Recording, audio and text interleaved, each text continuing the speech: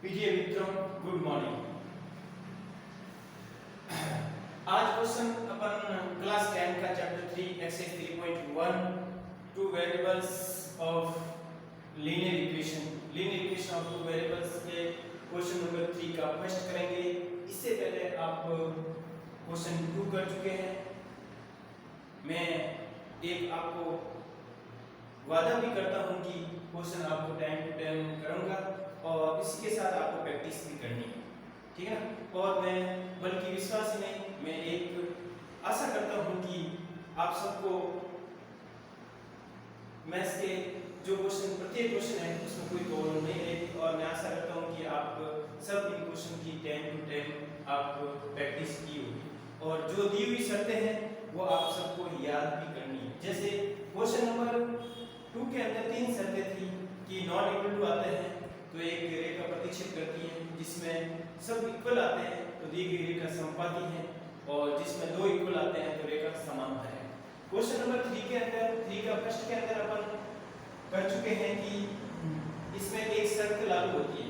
यदि जैसे question first है, इक्वेशन दी हुई है आपको 3x + 2y और -5 0 और 2x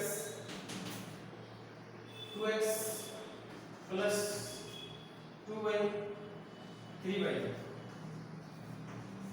माइनस के और माइनस का 7 = 0। इक्वेशन फर्स्ट और इक्वेशन सेकंड। इस तरह को इक्वेशन आपको इक्वल से पहले 5 कर दिया हुआ था, अपन डायरेक्ट इधर लेके आ गए क्योंकि हमको a1 और a2 b1/b2 c1 c2 अपन इक्वल 0 के इधर चाहिए, ठीक है। इसमें देखो a1/a2 a1 का मान 3 आ रहा है, a2 का मान 2 आ रहा है, ठीक है। b1 का मान 2 आ रहा है और b2 का मान 3 आ रहा है। c1 का मान -5 आ रहा है, c2 का मान -7। प्लस माइनस का आपको अच्छी तरह से ध्यान रखना है। प्लस माइनस का क्या रखना है? अच्छी तरह से ध्यान रखना है, प्लस माइनस की गलती आप नहीं करो।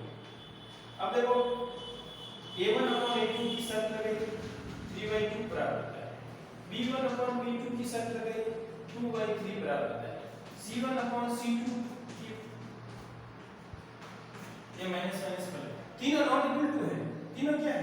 Not equal to. तो a1/a2 is not equal to is b1/b2 और not equal two of c1/c2, ठीक है ना।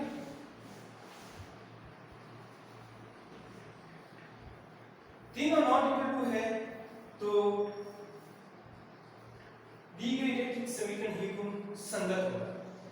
दी गई रैखिक समीकरण ही गुण संगत होगा। क्या होगा? संगत होगा। अब देखो वहां पे नॉट इक्वल टू आता था तो अपन प्रतिच्छेद वाली रेखा का शर्त लिखी थी। कौन सी लिखी थी? जब तीनों नॉट इक्वल टू आते थे तो एक रेखा ये को प्रतिच्छेद करती है। दूसरा क्वेश्चन इसका सेकंड है, देखो सेकंड क्वेश्चन आपको करना है। सेकंड क्वेश्चन में क्या करोगे? इक्वेशन दी हुई है 2x - 3y और -8 = 0। इक्वेशन फर्स्ट, ये सेकंड का क्वेश्चन है, 3 का सेकंड। और 4x - 6y = 9 = 0, ठीक है।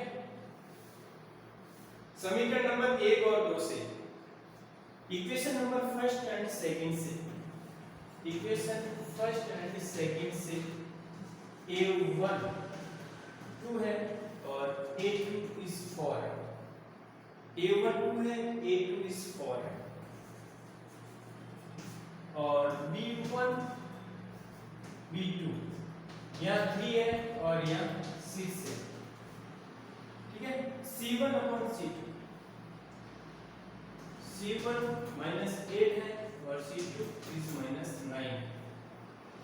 तो देखो अब इनको देखने पर पता चलता है कि यदि अपन a1/a2 2/4 लिखे, b1/b2 -3/6 लिखे और c1/c2 -8/9 लिखे। तो देखो इनको सरल करने पर 1/2 आ रहा है, क्या 1/2, और इसको सरल करने पर भी 1/2 आ रहा है, क्या 2। तो अपन लिखेंगे a1/a2 is b1/b2 is not equal to is c1/c2।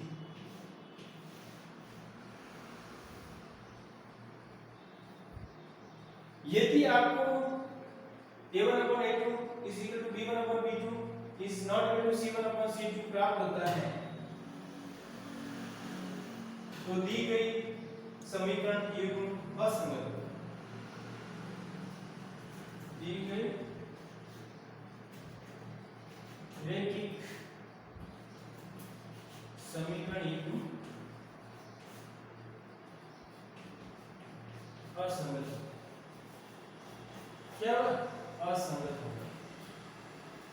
ये रैखिक समीकरण युग्म क्या होगा? असंगत होगा।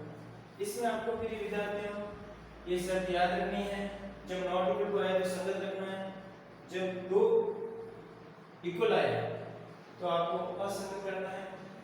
उसी के साथ आपको कंडीशन a1/a2 वाली लगानी है, और संगत असंगत, और इसमें 3 कंडीशन लागू होगी, जिसमें